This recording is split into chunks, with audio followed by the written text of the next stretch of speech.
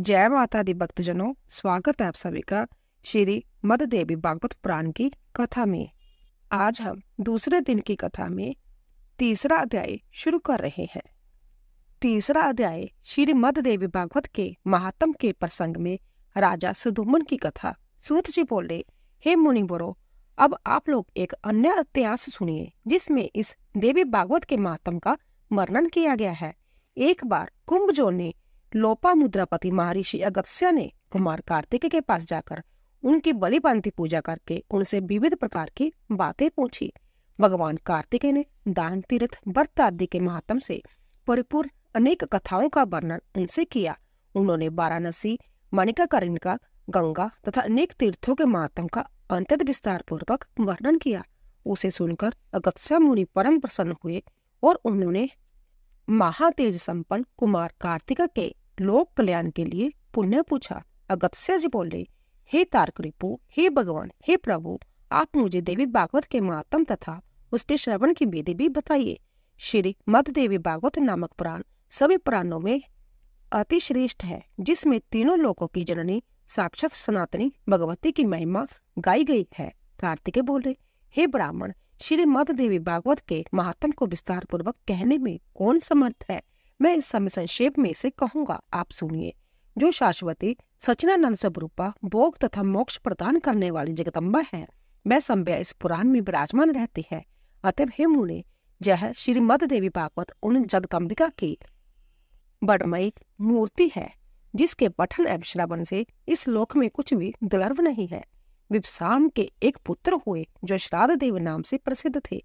संतान रहित होने के कारण उन राजा श्राद्ध देव ने वशिष्ठ मुनि की अनुमति से पुत्रेष्टि यज्ञ किया। फिर मनु श्राद्ध देव की भार्या श्रद्धा ने यज्ञ के होता से प्रार्थना की, हे ब्राह्मण, आप कोई ऐसा उपाय करें जिससे मुझे कन्या की प्राप्ति हो। अंत होता ने मन में कन्या प्राप्ति का संकल्प करते हुए आहुति डाली और उसके विपरीत भाव के फलस्वरूप एक कन्या उत्पन्न हुई जिसका नाम ईला रखा गया। इसके बाद पुत्री को देखकर उदास मन वाले राजा श्राद्ध देव ने गुरु वशिष्ठ से कहा, हे प्रभु, पुत्र प्राप्ति के आपके संकल्प के विपरीत यह कन्या कैसे उत्पन्न हो गई? यह सुनकर महर्षि वशिष्ठ ने ध्यान लगाया। इसमें होता का व्यतिक्रम जानकर वह ईला को पुत्र बनाने की कामना से ईश्वर की शरण में गए। मुनि के तप प्रभाव से और भगवान की कृपा से सभी लोगों को देखते देखते ईला कन्या से पुरुष रूप में परिवर्तित हो गई। इसके बाद गुरु वशिष्ठ ने पूर्ण रूप से संस्कार करके उनका नाम सुदुम्मन रखा। वह मनुपुत्र सुदुम्मन सभी नदियों के निदान भूत सागर की भांति सभी विद्याओं के निदान हो गए। कुछ समय बीतने पर सुदुम्मन युवा हुए और एक दिन सिंधु देशीय घोड़े पर चढ़कर वह आखेट के लिए वन में गए। अपने सहचरों के साथ वह कुमार सुदुम्मन एक वन से दूसरे वन में जाते हुए भटकते रहे और फिर संजोग से वह हिमालय की तलहटी के उस वन में पहुंच गई जहाँ किसी समय देवादिदेव भगवान शंकर अपनी भार्या अर्पणा के साथ आनंद पूर्वक मुद्रा में रमन कर रहे थे। उसी समय भगवान शंकर के दर्शन की अभिलाषा से मुनिगण वहां आ गए और उन्हें देखकर पार्वती जी लज्जित हो गई। तब शिव व पार्वती को रमन करते देखकर उत्तम व्रत धारण करने वाले वह मुनिगण वहां से लौटकर वैकुंठ धाम की ओर चल दिए। तदंतर अपनी प्रियतमा को प्रसन्न करने के लिए भगवान ने उस अरण्य को शाप दे दिया कि आज से जो भी पुरुष जहां प्रवेश करेगा वह स्त्री हो जाएगा। तभी से पुरुषों ने उस वन में जाना त्याग दिया था और संजोगवश वहां पहुंचते ही सुदुम्मन एक लावण्य में स्त्री के रूप में परिवर्तित हो गई। अपने सभी अनुचरों को पुरुषों से स्त्री तथा घोड़ों को घोड़ियों में रूपांतरित हुआ देखकर सुदुम्मन आश्चर्यचकित हो गए। अब वह रूपवती तरुणी वन में विचरण करने लगी। एक बार वह बुद्ध के आश्रम में समीप पहुंची। स्थूल तथा उन्नत सतनों वाली, बिंब फल के समान लाल होंठों वाली, कुंद फूल के समान श्वेत दांतों वाली, सुंदर मुख तथा कमल के समान नयनों वाली उस स्वर्ग सुंदरी तरुणी को देखकर कामदेव के बाणों से बिंदे हुए अंगों वाले भगवान बुद्ध उस पर मोहित हो गए। वह सुंदर बाहों वाली युवती भी चंद्रपुत्र कुमार बुद्ध पर आसक्त हो गई और बुद्ध के साथ रमण करती हुई उनके आश्रम में रहने लगी। हे महर्षि अगस्त्य, कुछ समय बाद बुद्ध ने उस तरुणी से पूर्वा नामक पुत्र को उत्पन्न किया। इस प्रकार बुद्ध के आश्रम में रहते हुए कई वर्ष बीत जाने पर किसी समय उसे अपने पूर्व वृत्तांत का स्मरण हो आया और वह दुखित होकर आश्रम से चली गई।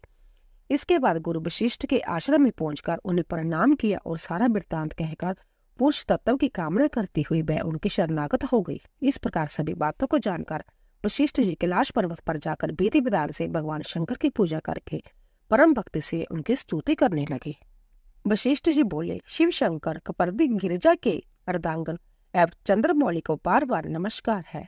सुखदाता कैलाशवासी नीलकंठ भक्तों को भोग तथा मोक्ष प्रदान करने वाले आपको नमस्कार है। शिव स्वरूप शरणागत बेहारी विष वाहन शरणदाता परमात्मा को नमस्कार है। सृजन पालन तथा सहार के समय ब्रह्मा विष्णु तथा महेश रूपधारी देवादिदेव वरदायक तथा त्रिपुरारी को मेरा नमस्कार है। जग रूप तथा जाजक को फलदाता को बार बार नमस्कार है। आप गंगाधर सूर्य चंद्र अग्नि स्वरूप त्रिनेत्र को मेरा नमस्कार है। इस प्रकार मुनि वशिष्ठ के द्वारा स्तुति किए जाने पर करोड़ों सूर्य सदृश प्रभा से युक्त भगवती पार्वती के साथ नंदी पर आरूढ़ व जगतपति भगवान शंकर प्रकट हो गए। चांदी के पर्वत के समान प्रभाव वाले त्रिनेत्रधारी भगवान चंद्रशेखर शरण में आए हुए मुनि श्रेष्ठ वशिष्ठ से अंततः प्रसन्न होकर बोले, श्री भगवान ने कहा, हे पिपड़े, आपके मन में जो भी इच्छा हो वह वर मांग लीजिए। उनके इस प्रकार कहने पर गुरु वशिष्ठ ने प्रणाम करके लीला की पुरुष तत्व की प्राप्ति के लिए उनसे प्रार्थना की। इसके बाद प्रसन्न होकर शंकर जी ने मुनि श्रेष्ठ वशिष्ठ से कहा कि 1 मास तक वह पुरुष रूप में तथा 1 मास तक नारी रूप में रहेगी। इस प्रकार शिवजी से वर प्राप्त करके महर्षि वशिष्ठ ने वर प्रदान करने के लिए सदा उत्सुक रहने वाली जगदम्बिका पार्वती को प्रणाम किया। करोड़ों चंद्रमा की कला कांति से युक्त तथा सुंदर मुस्कान वाली भगवती की सम्यक पूजा करके सदा के लिए लीला की पुरुष तत्व प्राप्ति की कामना से वशिष्ठ जी ने श्रद्धा पूर्वक उनकी स्तुति करने लगे। हे देवी, हे महादेवी, हे भक्तों पर कृपा करने वाली भगवती, आपकी जय हो। हे समस्त देवों की आराध्या स्वरूपा और अनंत गुणों की अगार, आपकी जय हो। हे देवेश्वरी, हे शरणगत वत्सले, आपको बार बार नमस्कार है। हे दुखारणी, हे दुष्ट दानवों का नाश करने वाली भगवती, आपकी जय हो। हे भक्ति से प्राप्त होने वाली भगवती, हे महामाये, हे जगदम्बिके, हे भवसागर के पार उतारने वाली नौका स्वरूप चरण कमल वाली, आपको नमस्कार है। आपके चरण कमलों की सेवा से ही ब्रह्मा विष्णु तथा महेश आदि देवता विश्व के सृजन पालन तथा सहारे हेतु समर्थ्य प्राप्त करते हैं। धर्म अर्थ काम तथा मोक्ष प्रदान करने वाली हे देवेश्वरी, आप प्रसन्न हो। हे देवी, आपकी स्तुति करने में भला कौन समर्थ है। अंत में आपको केवल प्रणाम कर रहा हूँ। महर्षि वशिष्ठ जी द्वारा इस प्रकार भक्ति भाव से स्तुति किए जाने पर नारायणी पारंबा दुर्गा भगवती तत्काल प्रसन्न हो गई। तदंतर भक्तों का दुख दूर करने वाली महादेवी ने मुनि वशिष्ठ से कहा, हे मुनि श्रेष्ठ, आप सुदुमन के घर जाकर भक्ति पूर्वक मेरी पूजा करें। हे द्विजश्रेष्ठ, सुदुमन को 9 दिनों में मुझे प्रसन्नता प्रदान करने वाले श्रीमद् देवी भागवत पुराण का प्रेम पूर्वक श्रवण कराइए। उसके श्रवण मात्र से ही उसे सर्वदा के लिए पुरुष तत्व की प्राप्ति हो जाएगी। ऐसा कहकर भगवती पार्वती तथा भगवान शंकर अंतर्धान हो गए। इसके पश्चात वशिष्ठ जी उस दिशा को नमस्कार कर अपने आश्रम को लौट आए और सुदुमन को बुलाकर उन्होंने देवी की आराधना करने के लिए उन्हें आदेश दिया। आश्विन मास के शुक्ल पक्ष में जगदम्बिका की विधिवत पूजा करके वशिष्ठ जी ने राजा को नवरात्र विधान के अनुसार श्रीमद् देवी भागवत पुराण सुनाया। इस प्रकार अमृत स्वरूप श्रीमद् देवी भागवत पुराण को भक्ति पूर्वक सुनकर और गुरु वशिष्ठ जी का पूजन वंदन करके सुदुमन ने सदा के लिए पुरुष तत्व प्राप्त कर लिया। महर्षि वशिष्ठ सुदुमन का राज्याभिषेक किया और वह प्रजाओं को प्रसन्न रखते हुए धर्म पूर्वक भूमंडल पर शासन करने लगे। सुदुमन ने अंतत श्रेष्ठ दक्षिणा वाले बांति बांति के यज्ञ किए और अंत में पुत्रों को राज्य का शासन सौंपकर वह देवी लोक को प्राप्त हुए। हे विप्रो, इस प्रकार मैंने आप लोगों को इतिहास सहित देवी महात्म्य बता दिया। यदि कोई मनुष्य सद भक्ति के साथ इसे पढ़ता अथवा सुनता है तो वह देवी कृपा से इस लोक में संपूर्ण कामनाओं की प्राप्ति करके अंत में देवी परम सत्य स्वरूप सलोक्य को प्राप्त कर लेता है। बोलिए माता रानी की जय। 3रा अध्याय पूरा हुआ। 4था अध्याय श्रीमद् देवी भागवत के महात्म के प्रसंग में रेवती नक्षत्र के पतन और पुण्य स्थापन की कथा तथा श्रीमद् देवी भागवत के श्रवण से राजा दुर्धर्म को मरवंतरी दीप पुत्र की प्राप्ति। सूत जी बोले, इस अलौकिक विचित्र कथा को सुनकर पुण्य सुनने की इच्छा वाले अगस्त्य जी ने बड़ी विनम्रता पूर्वक भगवान कार्तिक से कहा। अगस्त्य जी बोले, हे देवंशपते, हे देव, मैंने जब विचित्र कथा सुन ली है, अब आप श्रीमद देवी भागवत पुराण का दूसरा महत्व मुझे बताइए। कार्तिका जी बोले, हे मित्र वरुण से प्रकट होने वाले मुने, अब आप जय कथा सुने, जिसके एक अंश में भागवत की महिमा कही गई है, धर्म का विशद वर्णन किया गया हो और गायत्री का प्रसंग आरंभ करके उसकी महिमा दर्शाई गई हो, उसे भागवत के रूप में जाना जाता है। जय पुराण देवी भागवत के महात्म से परिपूर्ण होने के कारण देवी भागवत कहा जाता है। वह परा भगवती ब्रह्मा विष्णु और महेश की आराध्य है। ऋतुबाक नाम से विख्यात एक महान बुद्धि संपन्न मुनि थे। रेवती नक्षत्र के अंतिम भाग गंड अंतजोग में उनके जहाँ समय अनुसार एक पुत्र उत्पन्न हुआ। उन्होंने उस पुत्र की जात कर्म आदि के राय तथा चूड़ाकरण एवं उपनयन आदि संस्कार भी विधि पूर्वक संपन्न किए। महात्मा ऋतवाक के जहाँ जब से वह पुत्र उत्पन्न हुआ था, उसी समय से वह शोक तथा रोग से ग्रस्त रहने लगे और क्रोध एवं लोभ ने उन्हें घेर लिया। उस बालक की माता भी अनेक रोगों से ग्रसित होकर नित्य शोकाकुल और अति दुखी रहने लगी। मुनि ऋतवाक अत्यंत दुखी और चिंतित होकर सोचने लगे कि ऐसा क्या कारण है कि मेरे जो अत्यंत दुर्मति पुत्र उत्पन्न हुआ है। तरुण अवस्था को प्राप्त होने पर उसने किसी मुनि पुत्र की पत्नी का बलपूर्वक हरण कर लिया। वह दुर्बुद्धि अपने माता पिता की शिक्षाओं पर कभी भी ध्यान नहीं देता था। तदंतर अत्यंत दुखित मन वाले ऋतवाक ने यह कहा कि मनुष्य के लिए पुत्रहीन रह जाना अच्छा है, किंतु कुपुत्र की प्राप्ति कभी भी ठीक नहीं है। कुपुत्र स्वर्ग में गए हुए पितरों को भी नरक में गिरा देता है। वह जब तक जीवित रहता है तब तक माता पिता को केवल कष्ट ही देता रहता है।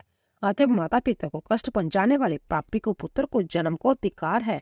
ऐसा पुत्र मित्रों का तो उपकार कर सकता है और ना ही शत्रुओं का उपकार ही। संसार में वह मानव धन्य है जिनके घर में परोपकारायण तथा माता पिता को सुख देने वाले पुत्र हुआ करते हैं। कुपुत्र से कुल नष्ट हो जाता है, कुपुत्र से यश नष्ट हो जाता है और कुपुत्र से लौकिक तथा परलौकिक दोनों जगत में दुख तथा नरक की यातनाएं भोगनी पड़ती है। कुपुत्र से वंश नष्ट हो जाता है, दुष्ट पत्नी से जीवन नष्ट हो जाता है, विकृत भोजन से दिन व्यर्थ चला जाता है और दुर्मात्मा मित्र से सुख कहाँ से मिल सकता है। कार्तिकेय जी बोले, हे गत्स्य जी, अपने दुष्ट पुत्र के दुराचरणों से निरंतर संतत रहने हुए मुनि ऋतवाक ने किसी दिन गर्ग ऋषि के पास जाकर पूछा।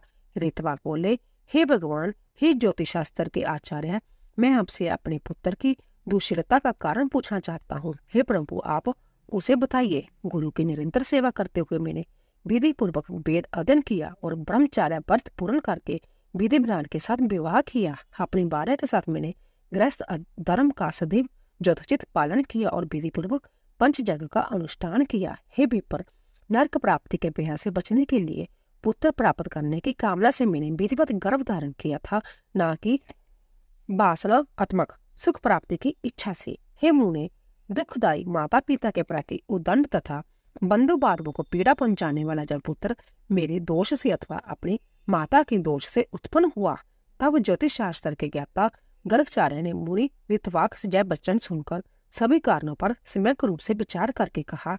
गर्ग आचार्य जी बोले, हे मुने, इसमें ना तो आपका दोष है, ना बालक की माता का दोष है और ना तो कुल का दोष है। रेवती नक्षत्र का अंतिम भाग गंड अंतयोग ही इस बालक की दुर्वनीति का कारण है। हे मुने, अशुभ बेला में आपके पुत्र का जन्म हुआ था, इसी कारण जय आपको दुख दे रहा है। इसमें लेश मात्र भी अन्य कोई कारण नहीं है।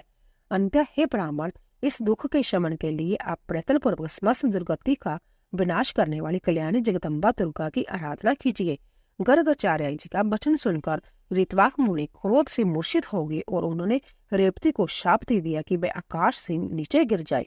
ऋतवाक के शाप देते ही चमकता हुआ रेवती नक्षत्र सभी लोगों को देखते देखते आकाश से कुमुद पर्वत पर जा गिरा। वह कुमुद पर्वत रेवती के गिरने के कारण रेवतक नाम से प्रसिद्ध हुआ और उसी समय से वह अंततः रमणीक हो गया। रेवती को शाप देकर मुनि ऋतवाक ने महर्षि गर्ग द्वारा बताए गए विधान के अनुसार देवी भगवती की सम्यक आराधना बनकर सुख और सौभाग्य प्राप्त किया। कार्तिकेय बोले, हे गत्स्य जी, उस रेवती नक्षत्र के महान तेज से एक कन्या उत्पन्न हुई, जो अनुपम रूपवती होने के कारण लोक में दूसरी लक्ष्मी की भांति प्रतीत हो रही थी। रेवती नक्षत्र की कांति से प्रादुर्भूत उस कन्या को देखकर मुनि प्रमुच ने प्रसन्न होकर उसका रेवती जय नाम रख दिया। तदंतर ब्रह्म ऋषि प्रमुच उसे कुमुद पर स्थित अपने आश्रम में ले आए और पुत्री की भांति उसका धर्मपूर्वक पालन पोषण करने लगे। समय पाकर यौवन को प्राप्त उस रूपवती कन्या को देखकर मुनि ने विचार किया कि इस कन्या के योग्य पर कौन होगा। बहुत अन्वेषण के बाद भी जब मुनि को उसके योग्य कोई वर नहीं मिला, तब वह अग्निशाला में प्रवेश करके अग्निदेव की स्तुति करने लगे। प्रमुख ऋषि के स्तुति गान से प्रसन्न होकर अग्निदेव ने कन्या की योग्य वर का संकेत करते हुए कहा, हे मुनिया, इस कन्या के पति धर्मपरायण, बलशाली, वीर, प्रिय भाषण करने वाले और अपराज्य राजा दुर्दर्म होंगे। तब अग्निदेव के इस वचन को सुनकर मुनि अत्यंत प्रसन्न हुए। संजोग से उसी समय आखिर के बहाने दुर्दर्म नामक प्रतिभाशाली राजा मुनि प्रमुख के आश्रम में आ गए। बलवान तथा अप्रीतम ओज से संपन्न व प्रिय भरत के वंशज राजा दुर्दर्म विक्रमशील के पुत्र थे और कालिंदी के गर्भ से उत्पन्न हुए थे। मुनि के आश्रम में प्रवेश कर और उन्हें वहां न देखकर राजा दुर्दर्म ने रेवती को प्रिय इस शब्द से संबोधित करके पूछा। राजा बोले, हे प्रिय, महर्षि भगवान प्रमुख इस आश्रम से कहाँ गए हुए हैं? हे कल्याणी, मुझे सच सच बताओ, मैं उनके चरणों का दर्शन करना चाहता हूँ। कन्या बोली, हे महाराज, महामुनि अग्निशाला में गए हुए हैं। राजा भी यह वचन सुनकर शीघ्रतापूर्वक आश्रम से बाहर निकल आए। इसके बाद प्रमुख मुनि ने राज लक्ष्मण संपन्न एवं विनायक भरत राजा दुर्दर्म को अग्निशाला के द्वार पर स्थित देखा। मुनि को देखकर राजा ने प्रणाम किया और तदंतर मुनि प्रमुख ने शिष्य से कहा, हे गौतम, जय राजा अर्घ्य पाने के योग्य है, अंत्य शीघ्र ही इनके लिए अर्घ्य ले आओ। बहुत दिन बाद पधारे हुए हैं और विशेष रूप से यह हमारे जमाता है। ऐसा कहकर मुनि ने राजा को अर्घ्य प्रदान दिया और राजा भी विचार करते हुए उसे ग्रहण किया। फिर राजा के अर्घ्य ग्रहण करने के आसन पर बैठ जाने के उपरांत मुनि प्रमुख ने उन्हें आशीष वचन से अभिनंदित करके उनका कुशल क्षेम पूछा। हे राजन, आप स्वस्थ तो हैं? आपकी सेना, कोष, बंधु बांधव, सेवक गण, सचिव, नगर देश आदि के सर्वविध कुशलता से तो है। हे नरेश, आपकी बारह तो यही विद्यमान है और वह सुकुशल है, अतः मैं उसकी कुशलता नहीं पूछूंगा। आप अपनी अन्य स्त्रियों का कुशल क्षेम बताइए। राजा बोले, हे भगवान, आपके कृपा प्रभाव से मेरी सर्वविध कुशलता है। हे ब्राह्मण, अब मेरी यह जिज्ञासा है कि मेरी कौन सी भार्या जहाँ है? ऋषि बोले, हे पृथ्वीपते, संसार में अप्रीतम लावण्य से संपन्न रेवती नामक आपकी पत्नी जहाँ ही रहती है, क्या आप उसे नहीं जानते? राजा बोले, हे प्रभु, सुभद्रा आदि मेरी पत्नियां तो घर पर ही है। हे भगवान, मैं तो केवल उन्हें ही जानता हूँ, मैं रेवती को तो नहीं जानता। ऋषि बोले, हे महामते, हे राजन, इसी समय प्रिय के संबोधन से आपने जिससे पूछा था, अपनी उस जोगतम प्रिया को आपने क्षण भर में ही बुला दिया। राजा बोले, हे मुने, आपने जो कहा था वह असत्य नहीं है, किंतु मैंने तो सामान्य रूप से ऐसा कह दिया था। इसमें मेरा कोई दूषित भाव नहीं था, अंत आप मेरे ऊपर क्रोध ना करें। ऋषि बोले, हे राजन, आपका भाव दूषित नहीं था, अपितु आपने सत्य ही कहा था। अग्निदेव के द्वारा प्रेरित किए जाने पर ही आपने ऐसा कहा था। इसका पति कौन होगा? ऐसा मेरे द्वारा आज अग्निदेव से पूछे जाने पर उन्होंने कहा था कि इसके पति निश्चित रूप से राजा दुर्धर्म ही होंगे। हे महिपते, अंत्य मेरे द्वारा प्रदत्त इस कन्या को आप स्वीकार कर लीजिए। आप इसे प्रिय ऐसा संबोधित भी कर चुके हैं, अतएव अब शंका रहित होकर किसी अन्य विचार में न पड़े। मुनि का यह वचन सुनकर राजा दुर्धर्म चिंतन करते हुए चुप हो गए और मुनि उनके वैवाहिक अनुष्ठान की तैयारी में जुट गए। इसके बाद विवाह कार्य के लिए मुनि को तत्पर देखकर रेवती ने कहा, हे तात, आप मेरा विवाह रेवती नक्षत्र में ही संपन्न कराएं। ऋषि बोले, वत्से, विवाह के योग्य अन्य बहुत से नक्षत्र है, रेवती नक्षत्र में विवाह कैसे होगा? क्योंकि रेवती तो आकाश में स्थित है ही नहीं। कन्या बोली, रेवती नक्षत्र के अतिरिक्त अन्य कोई भी नक्षत्र मेरे विवाह के लिए उचित नहीं है। अंत्य में प्रार्थना करती हूँ कि आप मेरा विवाह रेवती नक्षत्र में ही करें। ऋषि बोले, पूर्व काल में मुनि ऋतवाक ने रेवती नक्षत्र को पृथ्वी पर गिरा दिया था। इस प्रकार अन्य नक्षत्र में यदि तुम्हारी श्रद्धा नहीं है, तब तुम्हारा विवाह कैसे होगा? कन्या बोली, तात, क्या केवल एक ऋतवाक के ही तपश्चर्या की है? क्या आपने मन वचन कर्म से ऐसी तप साधना नहीं की है? हे पिताजी, मैं आपके तपोबल को जानती हूँ। आप जगत की सृष्टि करने में समर्थ है। अंत आप अपने तप के प्रभाव से रेवती को पुण्य आकाश में स्थापित करके उसी नक्षत्र में मेरा विवाह कीजिए। ऋषि बोले, तुम्हारा कल्याण हो, तुम जैसा मुझसे कह रही हो वैसा ही होगा। तुम्हारे हितार्थ में आज ही रेवती नक्षत्र को नक्षत्र मंडल में स्थापित करूंगा। कार्तिकेय जी बोले, हे अगस्त्य जी, ऐसा कहकर मुनि ने अपने तपोबल से शीघ्र ही पूर्व की भांति रेवती नक्षत्र को फिर से नक्षत्र मंडल में स्थापित कर दिया। तदंतर मुनि प्रमुच ने रेवती नक्षत्र में वैवाहिक विधि के अनुसार महात्मा राजा दुधर्म को वह रेवती कन्या सौंप दी। इस प्रकार कन्या का विवाह कर देने के उपरांत मुनि ने राजा से कहा, हे वीर, तुम्हारी क्या अभिलाषा है, मुझे बताओ, मैं उसे पूरी करूंगा। राजा बोले, हे मुनि, मैं स्वयं मनु के वंश में उत्पन्न हुआ हूँ। अंत मैं यही कामना करता हूँ कि आपकी कृपा से मुझे मरणवंतरपति पुत्र की प्राप्ति हो। मुनि बोले, यदि आपकी जय अभिलाषा है तो आप देवी भगवती की आराधना कीजिए। ऐसा करने पर आपका पुत्र मनु अवश्य ही मरणवंतराधिपति होगा। श्रीमद देवी भागवत जो पंचम पुराण के रूप में विख्यात है, उसका 5 बार श्रवण करने के उपरांत आपको मरणवांछित पुत्र प्राप्त होगा। रेवती के गर्भ से उत्पन्न रेवत नाम वाला 5वां मनु वेद वेत्ता, शास्त्रों के तत्वों को जानने वाला, धर्मपरायण तथा अपराज्य होगा। मुनि प्रमुख के इस प्रकार कहने पर प्रसन्न होकर प्रतिभा संपन्न राजा दुधर्म ने मुनि को प्रणाम किया और वह 12 रेवती के साथ अपने नगर को चले गए। महामती राजा दुधर्म ने अपने पितामह से प्राप्त राज्य पर शासन किया और उस धर्मात्मा ने ओर से पुत्रों की भांति अपनी प्रजाओं का पालन किया। एक बार उनके जहाँ महात्मा लोमश ऋषि पधारे। राजा दुधर्म ने उन्हें प्रणाम किया और उनका विधिवत पूजन कर दोनों हाथ जोड़कर कहा, राजा बोले, हे भगवान, हे मुने, यदि आप कृपा करें तो मैं पुत्र प्राप्ति की कामना से आपसे देवी भागवत नामक पुराण सुनना चाहता हूँ। राजा के जब वचन सुनकर लोमश मुनि प्रसन्न हो गए और बोले, हे राजन, आप धन्य है, क्योंकि तीनों लोकों की जननी देवी भगवती में आपकी ऐसी भक्ति हो गई है। देव दानव तथा मानव की आराध्या परा भगवती जगदम्बा में यदि आपकी भक्ति उत्पन्न हुई है तो आपकी कार्य सिद्धि अवश्य होगी। अतएव हे राजन, मैं आपको श्रीमद देवी भागवत सुनाऊंगा, जिसके सुनने मात्र से कुछ भी दुष्प्राय नहीं रह जाता। हे ब्राह्मण, ऐसा कहकर मुनि ने किसी शुभ दिन में कथा का आरंभ किया। अपनी पत्नी के साथ राजा ने 5 बार श्रीमद देवी भागवत पुराण का विधिवत श्रवण किया। कथा समाप्ति के दिन धर्मनिष्ठ राजा दुधर्म ने अंतित प्रसन्नता पूर्वक श्रीमद देवी भागवत पुराण तथा लोमश मुनि की पूजा की। राजा ने निर्वाण मंत्र से हवन करके कुमारी कन्याओं का भोजन कराया और सपत्नीक ब्राह्मण को प्रबोध दक्षिणा दान द्वारा संतुष्ट किया। कुछ समय बीत जाने पर भगवती की कृपा से उस रानी रेवती ने लोक कल्याणकारी गर्भ धारण किया। इसके बाद जब समस्त ग्रह नक्षत्र अपने अपने अनुकूल स्थानों पर थे और सभी मांगलिक कृत्य संपन्न हो गए थे, ऐसे शुभ समय में रेवती ने पुत्र को जन्म दिया। पुत्र के जन्म का समाचार सुनकर राजा दुधर्म अत्यंत प्रसन्न हुए और उन्होंने स्नान करके स्वर्ण कलश के जल से पुत्र का जातकर्म आदि संस्कार संपन्न किया। तदंतर राजा ने विधि पूर्वक दान देकर ब्राह्मणों को संतुष्ट किया। समय पर पुत्र का उपनयन संस्कार करके राजा ने अपने पुत्रों को अंगों से वेदों का अध्ययन कराया। इस प्रकार राजा का वह रेवत नामक तेजस्वी पुत्र समग्र विद्याओं का निदान, धर्मपरायण, अस्त्र विषादरों में श्रेष्ठ, धर्म का वक्ता तथा धर्म का पालन करता हो गया। इसके बाद ब्रह्मा जी ने रेवत को मनु के पद पर नियुक्त किया और वह श्रीमान मरणवंतराधिपति के रूप में धर्मपूर्वक पृथ्वी पर शासन करने लगे। इस प्रकार मैंने देवी भगवती के इस प्रभाव का संक्षिप्त रूप से वर्णन कर दिया है। इस श्रीमद देवी भागवत पुराण के महात्म का विस्तार पूर्वक वर्णन करने में कौन समर्थ है। सूत जी बोले, हे ब्राह्मणों, इस प्रकार श्रीमद देवी भागवत का महात्म तथा उसकी विधि सुनकर और कुमार कार्तिकेय की पूजा कर अगस्त्य जी अपने आश्रम चले आए।